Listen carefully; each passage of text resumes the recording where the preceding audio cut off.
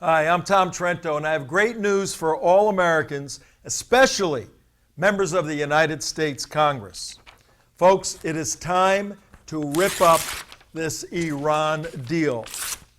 Absolutely, those members of the United States Congress, it's time to stop Iran and outsmart President Obama, as he and his administration have run roughshod over you, the United States Congress, over the Constitution, and over the American people in some bizarre effort to accommodate Iran's march to regional supremacy, economic vitality, and sadly, atomic bomb capability. But in order to win, we must first lose. Yeah, you heard me right.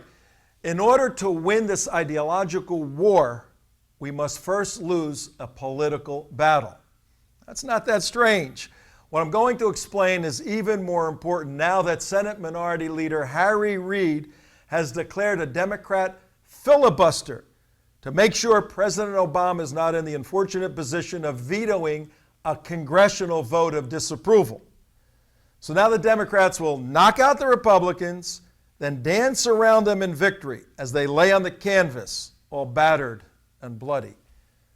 America, it does not have to be this way. Here is what the United States Congress should do immediately. And the construction of this following argument is based upon and borrows liberally from the outstanding and extensive work of our dear friend and former U.S. prosecutor Andy McCarthy, as interpreted by us, the United West. First thing the United States Congress should do is rip up the deal and pass a resolution that explains why Congress cannot legally vote on the deal. Pretty simple.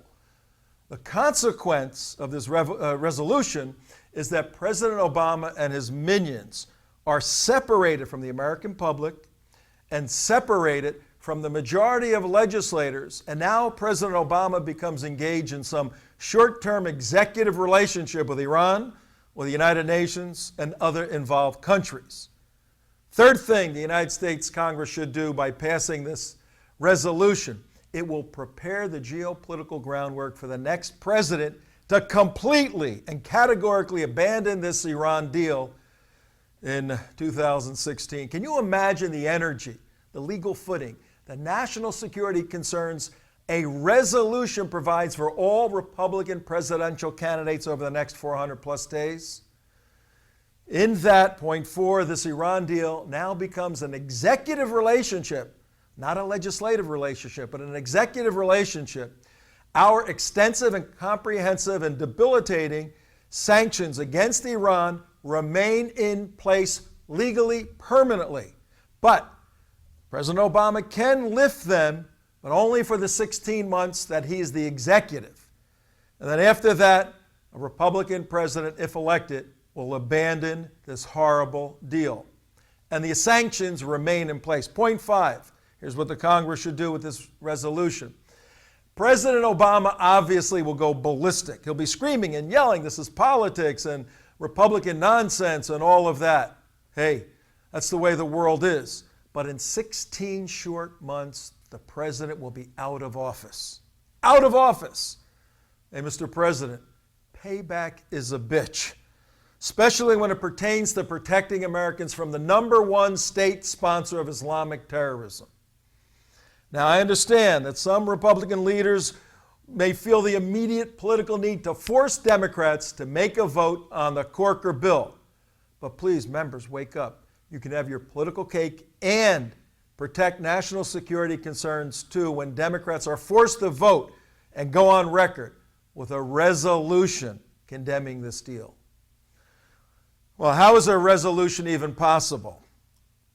It is this upside-down Corker law that contains the golden blade to cut this Gordian knot, thereby stopping Iran's march to Armageddon and protecting the national security of the United States of America. Remember that famous Obama smile back in May as he signed the Corker bill into law? Well, notwithstanding his forthcoming protestations to the contrary, the president is still legally obligated by the law that he signed. And here's the kicker. President Obama has not complied with the most basic legal requirement, the mandate that he provide the complete Iran deal for Congress's consideration.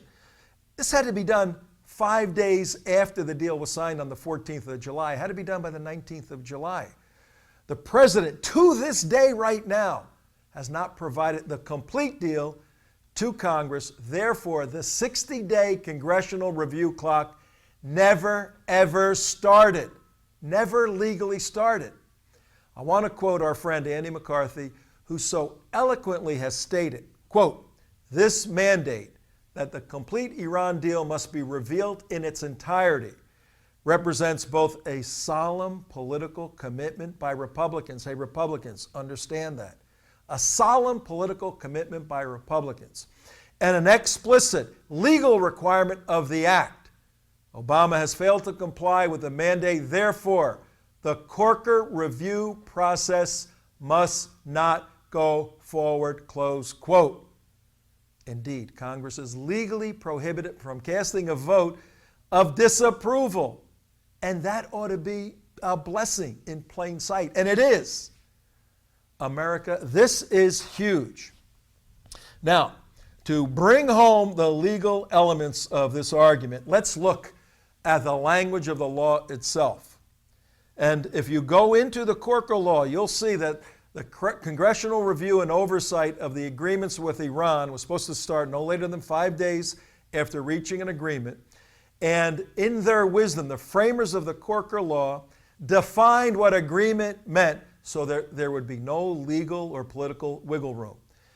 The agreement is defined extensively. I'll highlight a few points here. The term agreement means an agreement related to the nuclear program of Iran that includes the United States, including any joint comprehensive plan of action entered into, which is what this is, a joint comprehensive plan of action, or any agreement made, catch this, between Iran and any other parties. I can't stress that enough. The language of the Corker law says an agreement made between Iran and any other parties must by law be handed over to the United States Congress. Additionally, and I'm reading, materials related thereto, including annexes, appendices, codicils, watch this, side agreements. The framers in their wisdom put in the concept of side agreements, knowing that indeed the Obama administration may do that. And I'm reading, implementing materials, documents, and guidance, technical or other, understandings, and any related agreements, whether entered into, implemented prior to the agreement, or to be entered into or implemented in the future. Thank God for whoever wrote that bulletproof categorical language. But sadly, in today's political climate, folks, almost unimaginably, it is the position of the Obama administration that the secret side deals made between Iran and the IAEA are not part of this agreement. Now, I ask you, America, and I ask the members of the United States Congress, our future is entrusted with you folks. What does or made between Iran and any other parties mean? It's the language of the Corker law. Well, if you're a first-year law student studying contracts, that language means exactly what it says. But if you are part of the Kerry-Obama Ayatollah, let's make a deal team, and you're giving the big bomb to Iran, then the language made between Iran and any other parties really means do not ever let Congress see this secret stuff. Fine, Mr. President. You want to operate like that? Go ahead. But do you really believe that after all your obfuscation, all your lying, all your fraud, all your capitulation to the enemy, you really think you can once again snooker the United States Congress to fall into this trap of legally approving your deal by absurdly voting to disapprove your deal? You really believe that the United States Congress is that stupid, that politically naive, that ill-informed to do what you are doing? Well, maybe they are naive, and maybe they are stupid, or maybe they're not. So here we are, folks. An overwhelming numbers of Americans and an overwhelming majority of congressional members are at a very serious and very critical crossroads, about to fall victim once again to a community organizer whose skills have not, as he's promised, brought about hope and change, but instead brought about a Middle East in the midst of exploding possibly atomically. And now this commander-in-chief, whose actions will indeed guarantee unimaginable nuclear proliferation, simply because he wants his legacy to include, for some bizarre reason, peace in our time with Iran. At this point, a handful of Republican men and women stand between this chapter of American history simply being a regrettable footnote, or this Obama chapter possibly being the prelude to another chapter in a very ominous book, the book of Revelation. May God guide the men and women of the United States Congress as they consider these critically important national security issues.